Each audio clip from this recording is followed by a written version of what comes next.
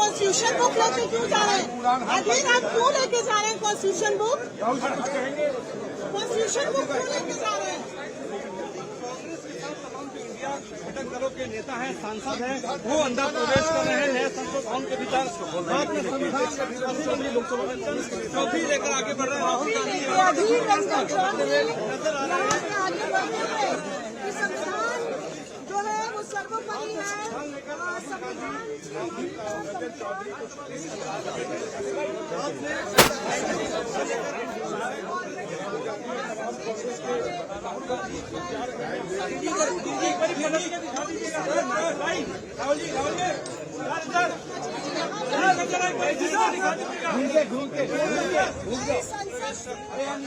पुरानी संसद नई सरकार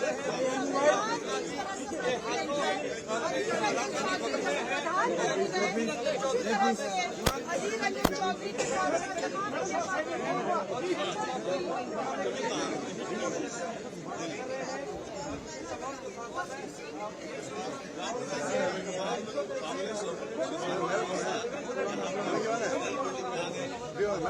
नीचे चेस्ट पे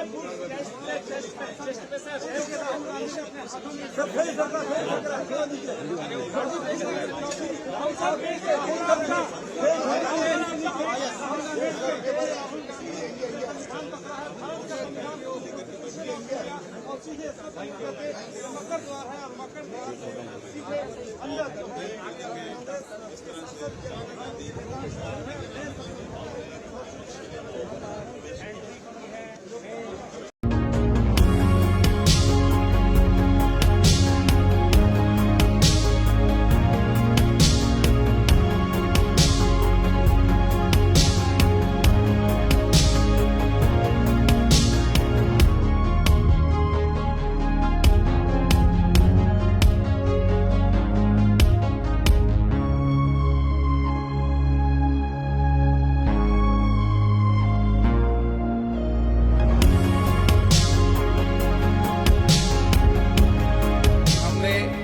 देश में एक साथ मिलकर बड़े फैसले लिए हैं। मुझे आशा है इस सदन में भी हम उसी परंपराओं का निर्वहन करेंगे।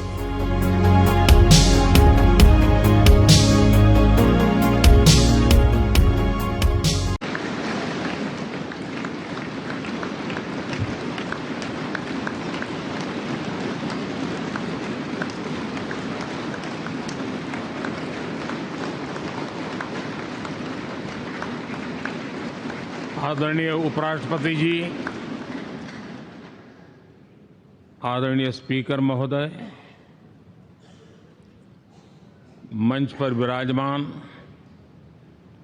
सभी वरिष्ठ महानुभाव और 140 करोड़ देशवासियों के प्रतिनिधि, सभी माननीय सांसदगण, आपको और देशवासियों को गणेश चतुर्थी की अनेक अनेक शुभकामनाएं।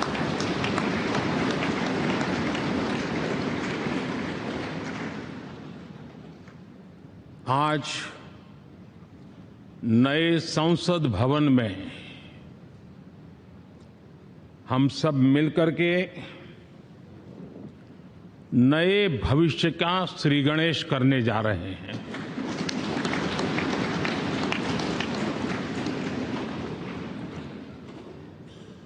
आज हम यहां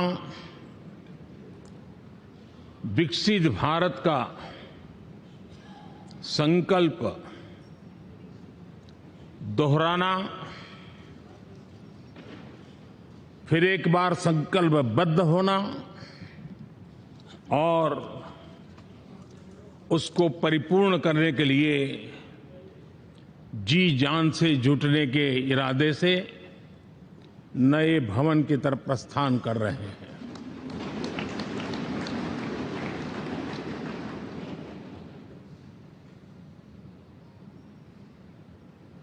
सम्माननीय सभागृह,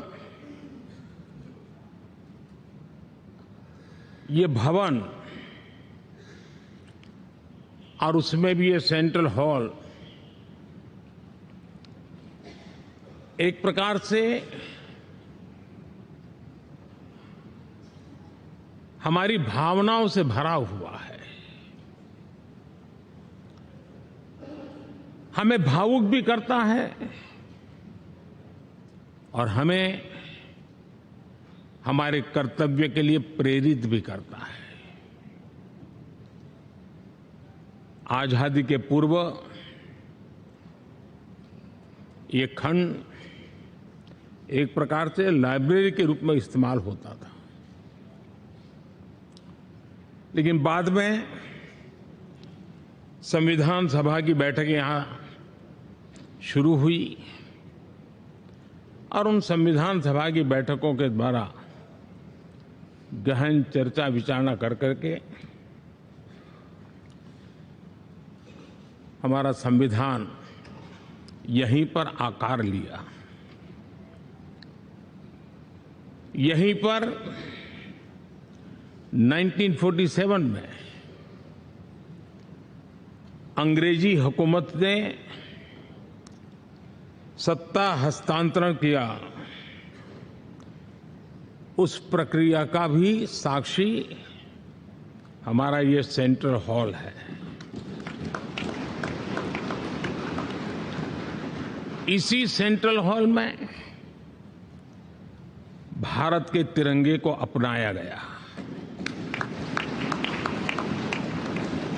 हमारे राष्ट्रगान को अपनाया गया और ऐतिहासिक अवसरों पर आजादी के बाद भी सभी सरकारों के दरमियान अनेक अवसर आए जब दोनों सदनों ने मिलकर के यहाँ पर भारत के भाग्य को गढ़ने के पर विचार किया, सहमति बनाई और निर्णय भी किए। 1952 के बाद दुनिया के करीब 41 राष्ट्राध्यक्षों ने इस सेंट्रल हॉल में हमारे सभी माननीय सांसदों को संबोधित किया है।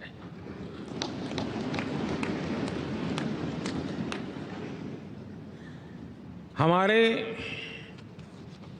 राष्ट्रपति महोदयों के द्वारा 86 बार यहां संबोधन किया गया है।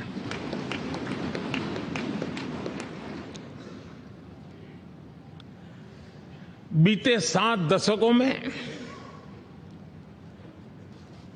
जो भी साथी इन जिम्मेवारियों से गुजरे हैं, जिम्मेवारियों को संभाली है, अनेक कानूनों, अनेक संशोधन और अनेक सुधारों का हिस्सा रहे हैं।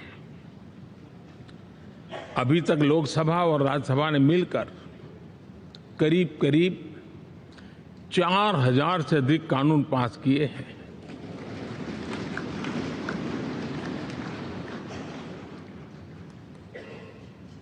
और कभी जरूरत पड़ी तो ज्वाइंट सेशन के माध्यम से भी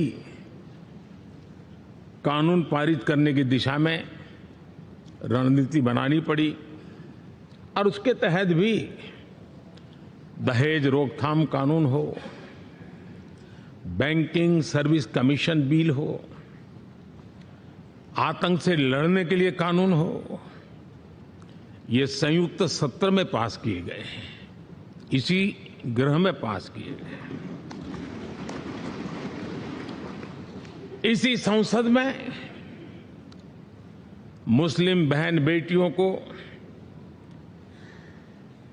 न्याय की जो प्रतीक्षा थी, शाहबानो केस के कारण कुछ गाड़ी उल्टी पार्टी पर चढ़ गई थी, इसी सदन ने हमारी उस गलतियों को ठीक किया और 3 तलाक विरुद्ध कानून हम सब ने मिलकर के पारित किया। संसद ने बीते वर्षों में ट्रांसजेंडर को न्याय देने वाले कानूनों का भी निर्माण किया। इसके माध्यम से हम ट्रांसजेंडर के प्रति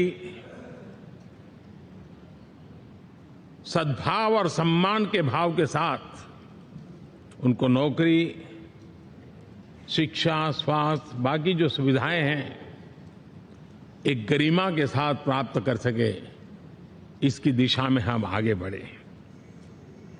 हम सभी ने मिलकर हमारे दिव्यांग जनों के लिए भी उनकी जरूरतों को देखते हुए, उनके एस्पिरेशंस को देखते हुए ऐसे कानूनों का निर्माण किया जो उनके लिए उज्जवल भविष्य की गारंटी बन रहे हैं।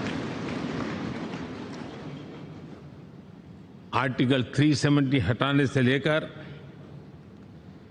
वो विषय ऐसा रहा जो शायद ही कोई दशक ऐसा होगा कि चर्चा न हुई हो, चिंता न हुई हो और मांग न हुई हो। आक्रोश भी व्यक्त हुआ, सभागृह में भी हुआ, सभागृह के बाहर भी हुआ, लेकिन हम सबका सौभाग्य है कि हमें सदन में आर्टिकल 370 से मुक्ति पाने का, अलगाववाद, आतंकवाद के खिलाफ लड़ाई लड़ने का एक बड़ा महत्वपूर्ण कदम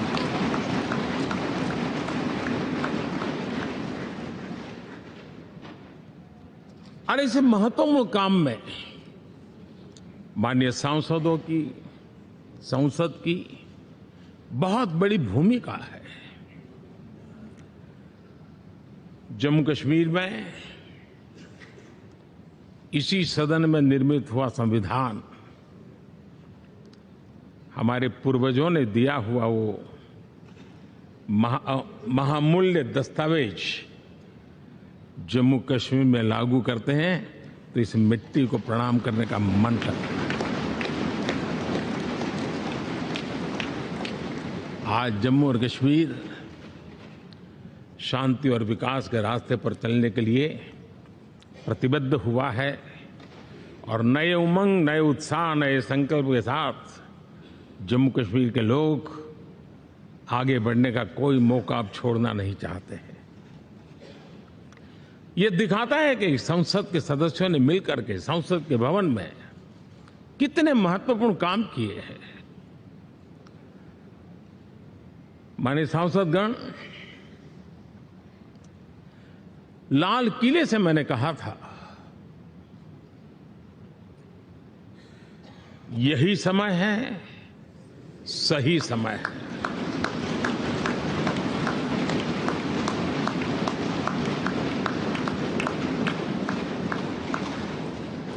एक के बाद एक घटनाओं की तरफ हम नजर करेंगे। हर घटना इस बात का गवाह दे रही है कि आज भारत एक नई चेतना के साथ पुनर्जागृत हो चुका है।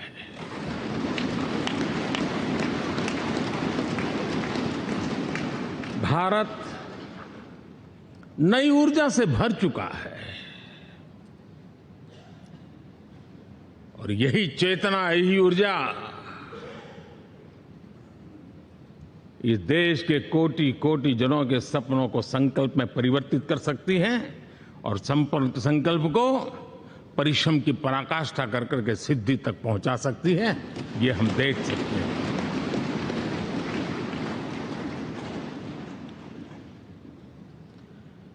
और मेरा विश्वास है देश जिस दिशा में चल पड़ा है, इच्छित परिणाम अवश्य प्राप्त होंगे।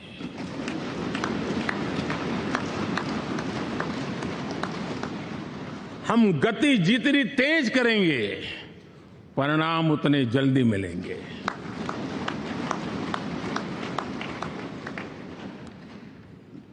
आज भारत 5वीं अर्थव्यवस्था पर पहुंचा है, लेकिन पहले 3 में पहुंचने के संकल्प के साथ बढ़ रहा है।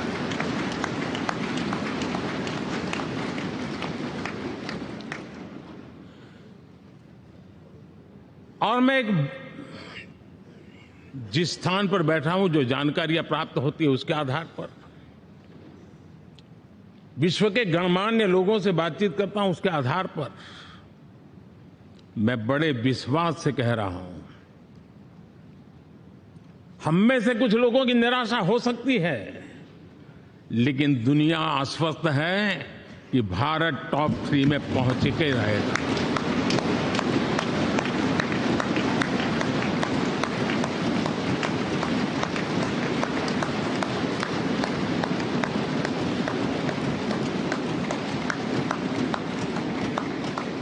भारत का बैंकिंग सेक्टर आज अपनी मजबूती के कारण से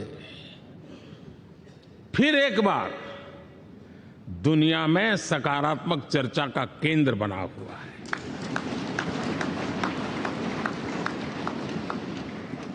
भारत का गवर्नेंस का मॉडल, यूपीआई, डिजिटल स्टैक, मैं इस G20 में भी देख रहा था, मैंने बाली में भी देखा। टेक्नोलॉजी की दुनिया को लेकर के भारत का नौजवान जिस प्रकार से आगे बढ़ रहा है, पूरे विश्व के लिए कौतुक भी है, आकर्षण भी है और स्वीकृति भी है।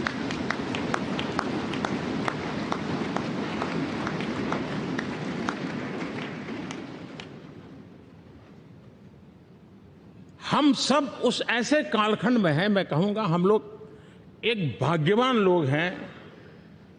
ऐसी भाग्यवान समय में हमें कुछ दायित्व निभाने का अवसर आया है और हमारा सबसे बड़ा भाग्य है कि आज इंडियन एस्पिरेशंस उस ऊंचाई पर हैं जो शायद पिछले 1000 साल में नहीं रहे होंगे।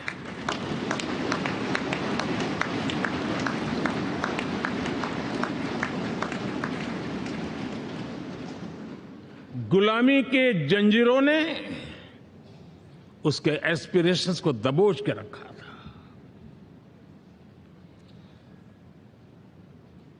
उसकी भावनाओं को तहस नहस कर दिया था। आजाद भारत में अपने सपने संजो रहा था, चुनौतियों से जूझ रहा था, लेकिन मिलकर के आज जहां पहुंचे हैं, अब वहां वो रुकना नहीं चाहता है। वो एस्पिरेशनल सोसाइटी के साथ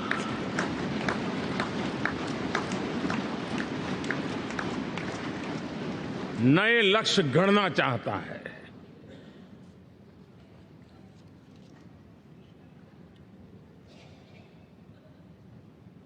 जब एस्पिरेशन सोसाइटी सपने संजोते ही हो, संकल्प लेकर के निकल पड़ी हो, तब पुराने कानूनों से मुक्ति पाकर नए कानूनों का निर्माण करके उज्जवल भविष्य के लिए एक मार्ग प्रशस्त करने का दायित्व हम सभी सांसदों का सविशेष होता है। संसद में बनने वाला हर कानून, संसद में होने वाली हर चर्चा, संसद से जाने वाला हर संकेत इंडियन एस्पिरेशन को बढ़ावा देने के लिए ही होना चाहिए। ये हम सबकी भावना भी है, कर्तव्य भी है और एक एक देशवासी की हमसे अपेक्षा भी है।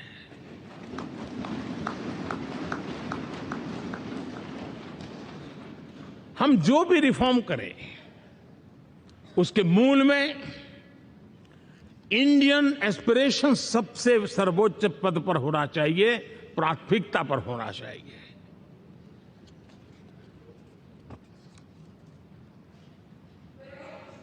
लेकिन मैं बहुत सोच समझ करके कहना चाहता हूं, क्या कभी छोटे कैनवास पर कोई बड़ा चित्र बना सकता है क्या?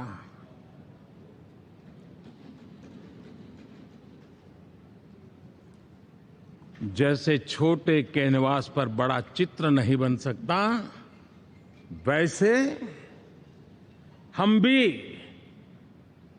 अगर हमारे सोचने के कैनवास को बड़ा नहीं कर सकते तो भव्य भारत का चित्र भी हम नहीं अंकित कर सकते।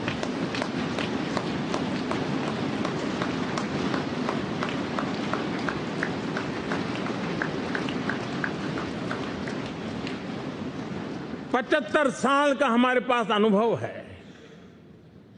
हमारे पूर्वजों ने जो कुछ भी रास्ते बनाए उससे हमने सीखा है। हमारे पास एक बहुत बड़ी विरासत है। इस विरासत के साथ अगर हमारे सपने, हमारे संकल्प जुड़ जाए, हमारा सोचने का दायरा बदल जाए, हमारा कैनवास बड़ा हो जाए, तो हम भी उस भव्य भारत के चित्र को अंकित कर सकते हैं, उस तस्वीर का खाका खींच सकते हैं, उसमें रंग भरने का काम हम भी कर सकते हैं और आने वाली पीढ़ी को वो भव्य दिव्य मां भारती के हम उनको सुपुर्द कर सकते हैं। दोस्तों, अमृतकाल के 25 वर्षों में भारत को अब बड़े कैनवास पर काम करना ही होगा। अब हमारे लिए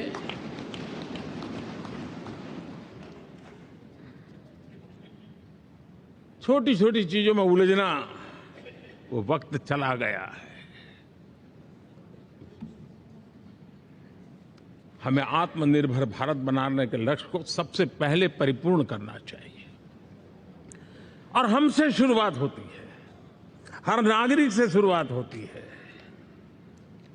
और आज दुनिया में भी एक समय ऐसा था कि लोग मुझे कहते थे, हमारे बड़े बड़े बुद्धिजीवी और अर्थशास्त्री लिखते थे कि मोदी आत्मनिर्भर की बात करता है तो मल्टीलेटरलिज्म के सामने चुनौती तो बन नहीं जाएगा, ग्लोबल इकोनॉमी के जमाने में ठीक तो नहीं होगा। लेकिन 5 साल के भीतर भीतर देखा, दुनिया भारत के आत्मनिर्भर मॉडल की चर्चा करने लग गई है।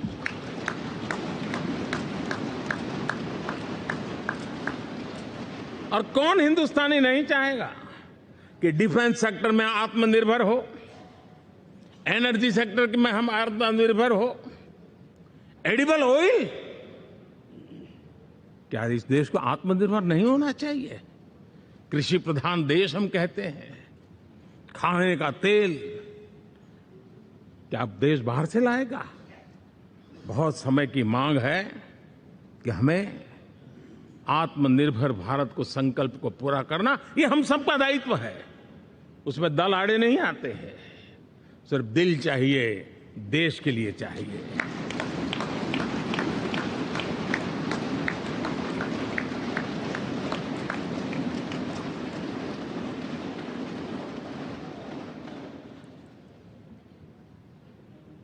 हमें अब मैन्युफैक्चरिंग सेक्टर में दुनिया में सर्वश्रेष्ठ बनने की दिशा में ही कदम रखने होंगे।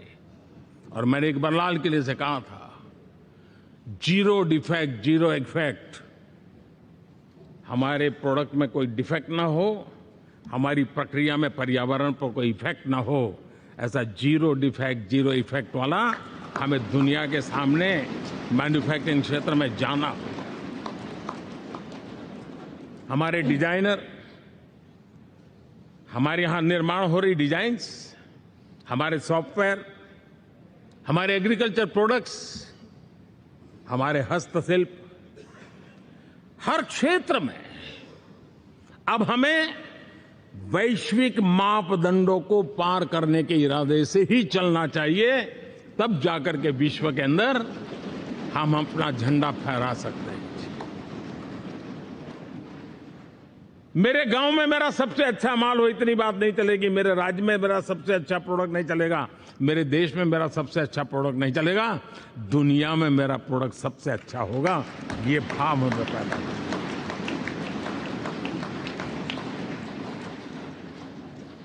हमारी यूनिवर्सिटीज दुनिया के अंदर टॉप रैंकिंग में आए, अब इसमें हमें पीछे नहीं रहना है। हमारे शिक्षा जगत को नई नेशनल एजुकेशन पॉलिसी मिली है, एक खुलापन है, सर्व स्वीकृत बनी है। उसके सहारे अब हमें चल पड़ना है और दुनिया के टॉप मोस्ट यूनिवर्सिटीज में अभी जब G20 में विश्व के मेहमान आए तो मैंने नालंदा की एक तस्वीर रखी थी वहाँ, और जब मैं दुनिया को कहता था 1500 साल पहले मेरे देश में दुनिया की उत्तम से उत्तम यूनिवर्सिटी हुआ करती थी, तो उन सुनते ही रह जाते थे। लेकिन हमें उसे प्रेरणा लेनी है, पर प्राप्त तो अभी करके रहना है। ये हमारा संकल्प होना चाहिए। आज हमारे देश का नौजवान खेल जगत के अंदर दुनिया में हमारी पहचान बना रहा है। टियर 2, टियर 3 सिटी से, गांव, गरीब परिवारों से, गांव से देश के नौजवान, देश की बेटे बेटियां आज खेलकूद के जगत जीवन में हमारा नाम रोशन कर रही है। लेकिन देश चाहता है और देश का संकल्प होना चाहिए कि अब खेलकूद के हर पोडियम पे हमारा तिरंगा भी लहराता होगा।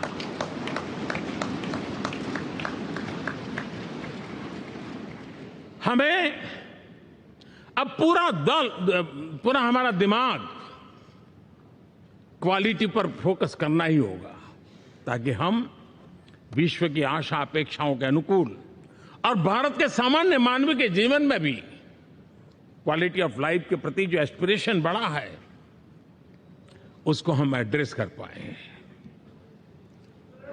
और जैसे मैंने कहा कि हम भाग्यवान हैं कि हम उस समय काम कर रहे हैं जब समाज अपने आप एक एस्पिरेशनल सोसाइटी है।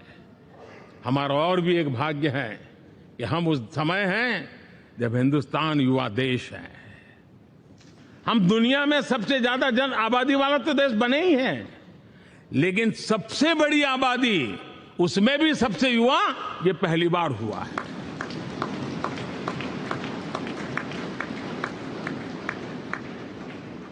जिस देश के पास ये युवा शक्ति हो, युवा सामर्थ्य हो, तब हमें उसकी टैलेंट पे भरोसा है, हमें उसकी संकल्प शक्ति पे भरोसा है, उसकी साहस में हमें भरोसा है। और इसलिए हम चाहते हैं कि दुनिया में भारत का युवा अग्रिम पंक्ति में नजर आना चाहिए, वो स्थिति पैदा होनी चाहिए। आज पूरी दुनिया को स्किल्ड मैन पावर की बहुत बड़ी जरूरत है, और भारत विश्व की इस आवश्यकता की पूर्ति के लिए अपने आप को सज्ज कर सकता है और उन आवश्यकताओं को पूरी कर करके दुनिया में अपनी एक जगह भी बना सकता है। और इसलिए विश्व में उनकी आवश्यकता के लिए किस प्रकार के मैन पावर की जरूरत है, किस प्रकार के उनको ह्यूमन रिसोर्स की जरूरत है, उस स्किल मैपिंग का काम भी चल रहा है। और उस स्किल मैपिंग के अनुसार भारत के अंदर स्किल डेवलपमेंट की तरफ हम बल दे रहे हैं, और जितना ज्यादा हम स्किल डेवलपमेंट पर बल देंगे, भारत के नौजवानों का सामर्थ्य विश्व में अपना डंका बजाने में कोई कमी नहीं रखेगा। और हिंदुस्तानी जहां गया है उसने अच्छाई की छाप छोड़ी है, कुछ कर गुजरने की छाप छोड़ी है। ये सामर्थ्य हमारे अंदर पहले से पड़ा हुआ है, और हमारे पहले जो लोग गए हैं उन्होंने इससे छवि भी बना के रखी हुई है। आपने देखा होगा पिछले दिनों करीब 150 नर्सिंग कॉलेज एक साथ खोलने का निर्णय किया। पूरे दुनिया में बहुत बड़ी रिक्वायरमेंट है नर्सिंग की।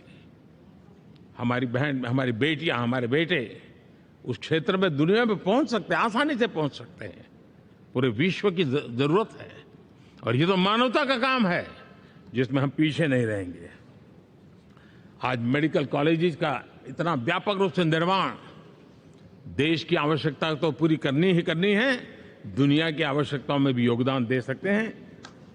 कहने का तात्पर्य यही है, हर छोटी चीज पर बारीकी से ध्यान देते हुए, उस पर अपना ध्यान केंद्रित करते हुए हमें आगे बढ़ना है। हमें भविष्य के लिए सही समय पर सही फैसले भी लेने होते हैं। हम फैसलों को टाल नहीं सकते हैं। हम राजनीतिक लाभ नुकसान के गणा भाग के अंदर अपने आप को बंधित नहीं बना सकते हैं। हमें तो देश के एस्पिरेशन के लिए हिम्मत के साथ नए निर्णय करने होते हैं। आज सोलर पावर के सफल मूवमेंट्स हमारी भावी पीढ़ी के लिए एनर्जी क्राइसिस से मुक्ति की गारंटी दे रहा है। आज मिशन हाइड्रोजन आने वाले दिनों में जो एनवायरमेंट की चिंता है, जो टेक्नोलॉजी में बदलाव आ रहा है, उसके समाधान का रास्ता देने का सामर्थ्य रखती है। आज हमारा सेमीकंडक्टर जिस प्रकार से जीवन चलाने में हमारे हृदय की जरूरत रहती है, वैसे ही आज हमारी टेक्नोलॉजी चिप्स के बिना चल नहीं सकती और सेमीकंडक्टर उसके लिए बहुत अनिवार्य है। उस दिशा में हम आगे जाकर के इलेक्ट्रॉनिक मैन्युफैक्चरिंग में कोई रुकावट ना आए और जीवन कहीं अटक न जाए, उसके लिए एक बहुत बड़ी मात्रा में हम काम कर रहे हैं। जल जीवन मिशन, हर जिले में 75 अमृत सरोवर, हमारी भावी पीढ़ी को, हमारे बच्चों को उनको कभी पानी के बिना तरसना न पड़े, इसकी चिंता हम आज कर रहे हैं। विश्व के बाजार में हमारा हर व्यापार कारोबार पहुंचे, कॉम्पिटिटिव ताकत के साथ खड़ा रहे, लॉजिस्टिक सिस्टम को और अधिक कम खर्च वाला बनाना, एफिशिएंट बनाना, उस दिशा में हम बहुत नीतियां लेकर के चल रहे हैं। आज समय की मांग है कि भारत का एक ऐसा भारत का हम निर्माण करें। नॉलेज, इनोवेशन, ये समय की मांग है और दुनिया में हमें अग्रिम पंक्ति में जाने का ये रास्ता भी है। और इसलिए पिछले हमने समय नेशनल एजुकेशन पॉलिसी के साथ साथ टेक्नोलॉजी के बढ़ावे के लिए हमने रिसर्च और इनोवेशन का एक कानून भी पारित किया है, ताकि हमारे देश के नौजवानों को इस इनोवेशन के और चंद्रयान 3 की सफलता के बाद देश के नौजवानों के मन में विज्ञान की तरफ आकर्षण बढ़ रहा है। हमें मौका गंवाना नहीं है। हमारी युवा पीढ़ी को हमने रिसर्च और इनोवेशन के लिए पूरे अवसर देने हैं और इस इकोसिस्टम को बनाने के लिए हमने एक उज्जवल भविष्य के निर्माण की नींव रखी है। आदरणीय बंधुगण, सामाजिक न्याय ये हमारी पहली शर्त है। बिना सामाजिक न्याय, बिना संतुलन, बिना समभाव, बिना समत्व हम इच्छित परिणामों को घर के भीतर प्राप्त नहीं कर सकते। लेकिन सामाजिक न्याय की चर्चा बहुत सीमित बन के रह गई। हमें उसको व्यापक रूप में देखना होगा। हम किसी गरीब को कोई सुविधा दें, किसी समाज में दबे कुचले व्यक्ति को कोई सुविधा दें, वो तो सामाजिक न्याय की एक प्रक्रिया है। लेकिन उसके घर तक पक्की सड़क बन जाए ना, वो भी सामाजिक न्याय के लिए उसको मजबूती देती है। उसके घर के नजदीक में बच्चों के लिए अगर स्कूल खुल जाए तो वो भी उसको सामाजिक न्याय की मजबूती देती है। उसको बिना खर्च अगर आरोग्य में समय की जरूरत पड़े वो मिले, तब जाकर के सामाजिक न्याय की मजबूती मिलती है।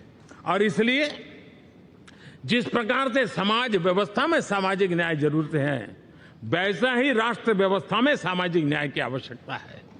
अब देश का कोई हिस्सा पीछे रह जाए, अविकसित रह जाए, ये भी सामाजिक न्याय के खिलाफ है।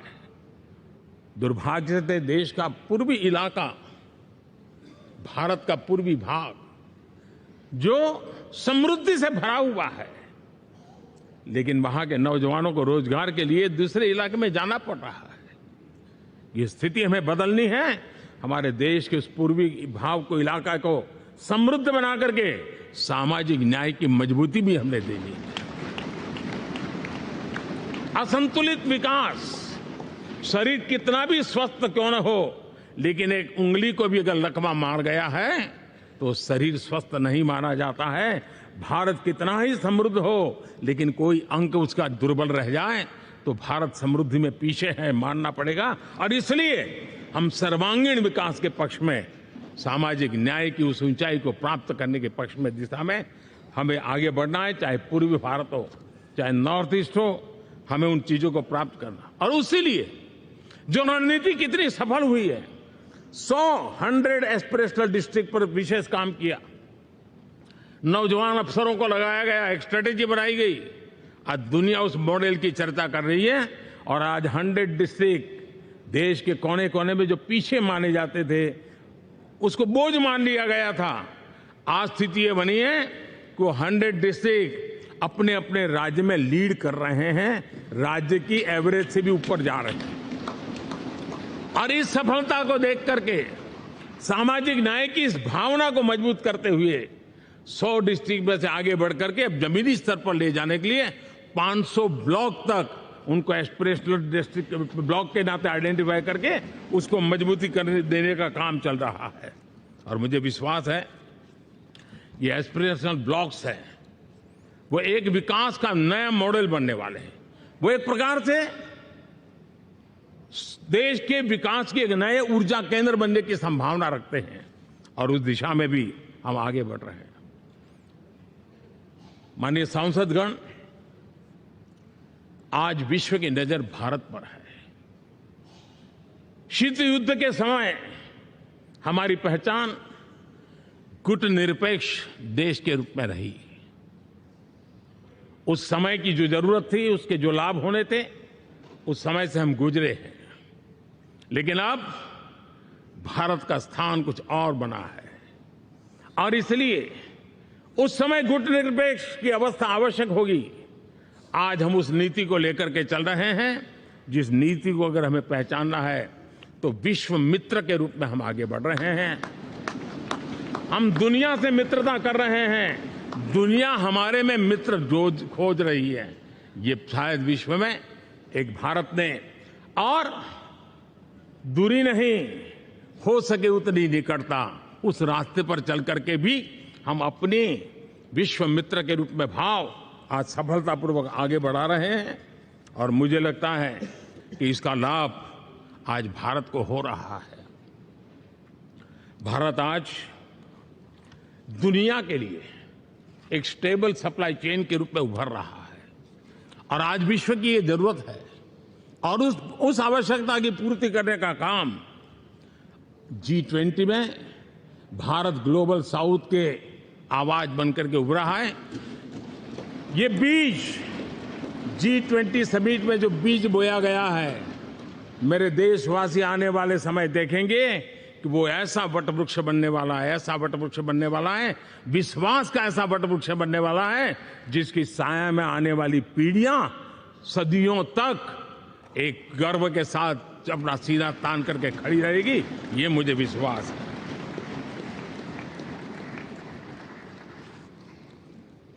इस G20 में एक बहुत बड़ा काम हमने किया है, बायोफ्यूल अलायंस का। हम विश्व के नेतृत्व करते रहे, दिशा दे रहे हैं और विश्व को बायोफ्यूल अलायंस में दुनिया के सभी देश देखते ही देखते उसकी सदस्यता ले रहे थे और एक बहुत बड़ा आंदोलन खड़ा होने जा रहा है और जिसका नेतृत्व ये हमारा भारत कर रहा है। छोटे छोटे महाद्वीप, उनके साथ भी आर्थिक कॉरिडोर बनाने की दिशा में हमने बड़ी मजबूती के साथ कदम उठाए हैं। आदरणीय बंधुगण, आदरणीय उपराष्ट्रपति जी, आदरणीय स्पीकर महोदय, आज हम यहां से विदाई लेकर के नए भवन में जा रहे हैं, संसद के नए भवन में बैठने वाले हैं और ये शुभ है, गणेश चतुर्थी के दिन बैठ रहे हैं।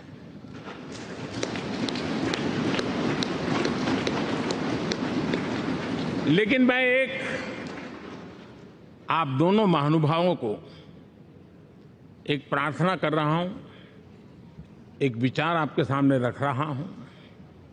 मैं आशा करता हूं कि आप दोनों मिलकर के उस विचार पर जहां भी जरूरत पड़े मंथन करके कुछ निर्णय अवश्य कीजिए और मेरी प्रार्थना है, मेरा सुझाव है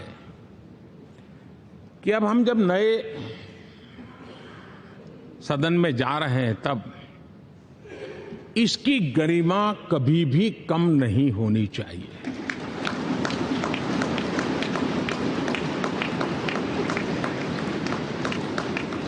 इसे सिर्फ पुरानी पार्लियामेंट कहकर के छोड़ दें, ऐसा नहीं होना चाहिए।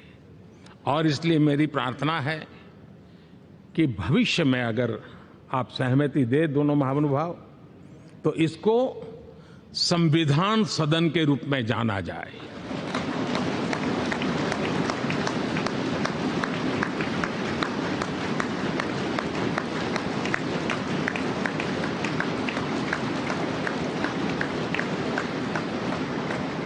ताकि ये हमेशा हमारे रक्षा के लिए हमारी जीवन प्रेरणा बनी रहेगी। और जब संविधान सदन कहेंगे तब उन महापुरुषों का याद भी उसके साथ जुड़ जाएगी जो कभी संविधान सभा में यहाँ बैठा करते थे, गणमान्य महापुरुष बैठा करते थे। और इसलिए भावी पीढ़ी को ये तोहफा भी देने का अवसर हमें जाने नहीं देना चाहिए। मैं फिर एक बार इस पवित्र भूमि को प्रणाम करता हूं।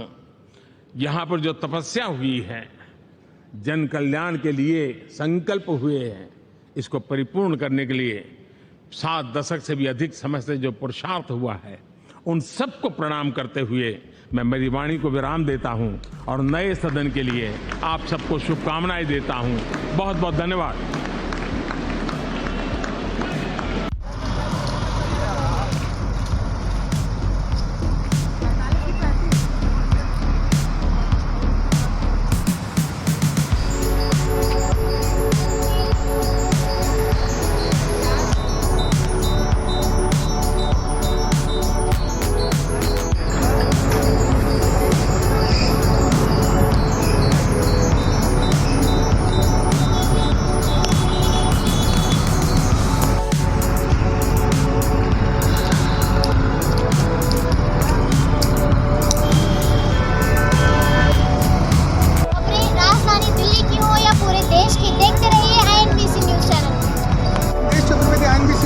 और अभी हम हैं नई संसद पर। जी हाँ, मेरे पीछे आप देख सकते हैं ये नई संसद है, जगमगाती हुई संसद। इस समय पर नई संसद भवन का आगाज़ हुआ है। आज प्रधानमंत्री नरेंद्र मोदी ने जो पुरानी संसद थी जिसको संविधान सदन के रूप में कहा गया, और वहाँ से आज प्रधानमंत्री नरेंद्र मोदी यहाँ पर पैदल वॉक करते हुए सभी सांसदों के साथ यहाँ पर आए और उन्होंने इस संसद का आगाज़ किया। यहाँ पर मीटिंग हुई, जो मीटिंग चलती रही शाम तक। स्पेशल जो सेशन था, पहला सेशन आज नई संसद में शुरुआत हुई, जिसमें पुरानी जो संसद थी उसके कुछ भावुक पल थे, वो आपको दिखाए। इस समय पर हम नई संसद पर हैं। ये आप देख सकते हैं मेरे पीछे, ये नई संसद बनी हुई है, बेहतरीन। इस संसद को संवारा गया है और इसमें लगभग 60,000 मजदूरों ने मिलकर काम किया। 60,000 मजदूरों से ये काम करके ये बनाई गई जो संसद है, जिसमें 1200 करोड़ रुपए का खर्चा आया। तो आप देख रहे हैं नई संसद, आगे जितनी भी संसद की जितनी भी मीटिंग्स होंगी वो यहाँ पर होंगी नई संसद में। जैसे पहला सेशन था, ये सत्र अब 5 दिन और अभी चलेगा, यानी 4 दिन सेशन और चलेगा अभी यहाँ पर नई संसद का। आपको दिखाते रहेंगे INBC न्यूज़ पर। विंदेश चतुर्वेदी, कैमरा पर्सन रोशनी के साथ, INBC न्यूज़ नई दिल्ली। अभी नई संसद पर हैं और आज जो पुरानी संसद थी पार्लियामेंट, जिसमें अभी तक सांसदों के बारे में जो मीटिंग और वहाँ पर सारे सदन के जो सत्र चलते रहे, आज का जो सत्र था वो नई संसद में गणेश चतुर्थी, आज जो गणेश चतुर्थी का पर्व है, आज यहाँ पर नई सदन की शुरुआत हुई और प्रधानमंत्री मोदी ने कई सांसदों के साथ यहाँ पर पैदल वॉक करके यहाँ पर आए और उन्होंने यहाँ पर संसद के सत्र को स्टार्ट किया, चालू किया। ये भावुक पल थे उस समय पर, जिस समय पर पुरानी संसद से यहाँ पर सभी लोग आ रहे थे, क्योंकि पुराना जो पार्लियामेंट है उसमें कुछ भावुक पल वहाँ पर लोगों की कहते हैं कि वहाँ पर हमारी मेमोरी होती है, हमारी एक वहाँ पर कुछ ऐसे पल होते हैं, कुछ ऐसे क्षण होते हैं, क्योंकि सभी मुद्दों पर वहाँ पर बात की जाती है संसद में, और संसद के जो मुद्दे होते हैं वो संसद के सदन में स्टार्ट होते हैं और वहीं पर ख़त्म होते हैं। तो आज का एक बहुत ही ये भावुक पल रहा, जिस समय पर वहाँ जब सेशन ख़त्म हुआ, आज का स्पेशल सेशन था वो ख़त्म हुआ, उसके बाद यहाँ पर नई संसद में, जो आप पीछे देख रहे हैं, नई संसद जो बनी हुई है, यहाँ पर जो सब कुछ चालू हुआ और अगला 4 दिन अभी इसका सेशन आगे और चलने वाला है। सबसे मेन बात है यहाँ पर महिला आरक्षण के मुद्दे पर जो बिल था, जो जिसमें विपक्षी पार्टी यानी विरोधी दल यानी कांग्रेस की तरफ से गठबंधन, जो इंडिया गठबंधन है, उसकी तरफ से ये कहा गया कि ये 2010 में हमारी तरफ से ये बिल पास करने के लिए कोशिश की गई थी, लेकिन उस समय बिल पास नहीं हुआ। उसके बाद अब जो हमारी सरकार है, भारतीय जनता पार्टी बीजेपी की सरकार है, नरेंद्र मोदी जी की सरकार है, यहाँ पर उस बिल को पास करने के लिए सारी प्रक्रिया पूरी हो चुकी है और महिला आरक्षण बिल अब पास हो जाएगा। काफ़ी उम्मीद है महिलाओं को भी कि ये आरक्षण जो है महिलाओं के लिए यहाँ पर संसद में उनको मिले। तो आगे आपको दिखाते रहेंगे INBC न्यूज़ पर। विंदेश चतुर्वेदी, कैमरा पर्सन रोशनी के साथ, INBC न्यूज़ नई दिल्ली पर है। और यहाँ पर काफ़ी चहलकदमी है। हालांकि यहाँ पर सेशन चल रहा था और दिन में काफ़ी तेज़ धूप भी थी, लेकिन फिर भी लोग यहाँ पर आते रहे क्योंकि नई संसद एक बहुत ही खुशी की बात है कि आज गणेश चतुर्थी के अवसर पर नई संसद का शुभारंभ हुआ। यहाँ पर कुछ लोग हमारे साथ हैं जो यहाँ पर सेल्फी वगैरह लेना दिखा सकते हैं। यहाँ पर देखिए काफ़ी सारे लोग आए हैं, दूर दूर से।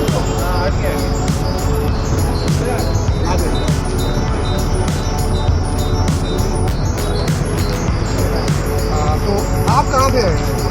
दिल्ली से आए। क्या शुभ नाम है आपका? अमेरिका से आए हैं और वो कनाडा से आए हैं। अच्छा तो यानी इंटरनेशनल। हाँ, उनको थोड़ा शौक है कि दिखाऊं। अच्छा क्या शुभ नाम है सर आपका? संजीव अरोड़ा। संजीव, यहाँ आप मॉर्निंग में आए? रोज आते हैं आप। तो हमारे सामने ही बनी है पार्लियामेंट। ये जो है हमारे रिलेटिव है, कनाडा से ये कैसा लग रहा है ये नई संसद? बहुत बड़ी बात है। पुरानी जो संसद जो बनी हुई है, तो वहाँ के कुछ भावुक पल थे जो आज नरेंद्र मोदी जी ने शेयर किए। तो वहाँ की जो एक कहते हैं ना कि कोई हमारी पुरानी जगह होती है, उसको हम जैसे छोड़ के जाते हैं, जैसे कि आज उन्होंने वॉक किया, यहाँ तक आए, वो पुरानी संसद से नई संसद चल के आए। आप क्या कहना चाहिए, नई संसद में क्या फ़र्क दिखाई दिया पुरानी संसद? देखिए, मोदी जी जो भावुक हुए वो स्वाभाविक है। अगर आपको भी ध्यान हो, हमें भी ध्यान, हम तो लोकल है, दिल्ली के हैं, कि जब पार्लियामेंट में पहली दफ़ा जब मोदी जी एंटर कर रहे थे तो उन्होंने किस तरीके से झुक के पूरा उनको दंडवत प्रणाम किया, जैसे मंदिर में जाके प्रणाम करते हैं। तो ये लोकतंत्र का मंदिर है और जो पार्लियामेंट में बैठे हैं वो सब पुजारी हैं और जनता की जो भी मनोकामना होती है यहीं पर जाके पूरी हो पाती है। तो ऐसे में प्रधानमंत्री जी ने जिस तरीके से वहाँ मत्था टेका था पार्लियामेंट जाके, तो आज उनको लग रहा होगा भावुक हुए वो, तो स्वाभाविक है भावुक होना। आज जैसे चर्चा रही कि 8 जो बिल बताए थे भाजपा सरकार ने, कि 8 बिलों पर चर्चा होगी सदन में, तो सबसे जो ज़्यादा जो बातचीत हुई वो महिला आरक्षण की है। देखिए, महिलाओं को आरक्षण मिलना चाहिए और काफ़ी समय से, जहाँ तक मुझे ध्यान है, लगभग 15 सालों से बात उठ रही है कि 33% आरक्षण देंगे। बट मोदी जी, आपको पता है मोदी जी की नेचर कैसा है कि मोदी जी ने जब कोई ठान लिया कोई काम कर रहा है, चाहे वो धारा 370 है, चाहे वो 3 तलाक का था, चाहे जो उन्होंने ठान लिया वो उन्होंने कर रहा है। और ये जो महिला आरक्षण का जो उन्होंने आज बिल पास कर दिया है और कल बहस होनी है, तो मुझे लगता है ये महिलाओं के लिए आज बहुत ही खुशी का दिन है। और गणेश चतुर्थी के दिन उनको जो ये उपहार के तौर पे ये मोदी जी ने दिया है, तो सब लीला है। लेकिन आज सदन में मल्लिकार्जुन खड़गे जी जो नेता प्रतिपक्ष थे, उन्होंने बताया कि 2010 में कांग्रेस की तरफ से ये बिल लाया गया था, तो सारा श्रेय मतलब सरकार को मिलना चाहिए, हमें भी मिलना चाहिए। उन्होंने ये फैसला के लिए देखिए, बिल लाना और किसकी वर्तमान सरकार में बिल पास होना है, ये बहुत ही सरल सी बात है। फिर भी उन्होंने ये बोला कि तेरा मेरा ना हो के हमारा हो जाए तो ज़्यादा बेटर है, कि ये जो भी कार्य है, जो भी श्रेय हो। जब कुछ इस तरीके की कोई बात होती है तो वो हमारा हो जाता है, और ज़रा सी कोई कंट्रोवर्सी थी तो वो तुम्हारा है, ये सरकार ने ऐसे कर दिया है। और जैसे थोड़े टाइम पहले क्या मैं एक बयान सुन रहा था कि जो सनातन है, हिंदू है, वो डेंगू की तरह है। वो इन्हीं के ही कुछ लोगों ने बोला ना, जो ये इंडिया जो इन्होंने बनाया हुआ है अपना, उन्होंने बोला ना, तो मैंने उस पर भी ना इस्तेमाल करें, ना ही कोई ऐसी बात करें कि बुढ़ापे में जाके पछताना पड़े कि यार हमने ऐसे कुछ शब्द कहे। सनातन हमेशा से ही था और सनातन हमेशा से ही रहेगा। अब वो हिंदू राष्ट्र की अगर मैं बात करूँ, खबरें राजधानी दिल्ली की हो या पूरे देश की, आप देखते रहिए INBC न्यूज़।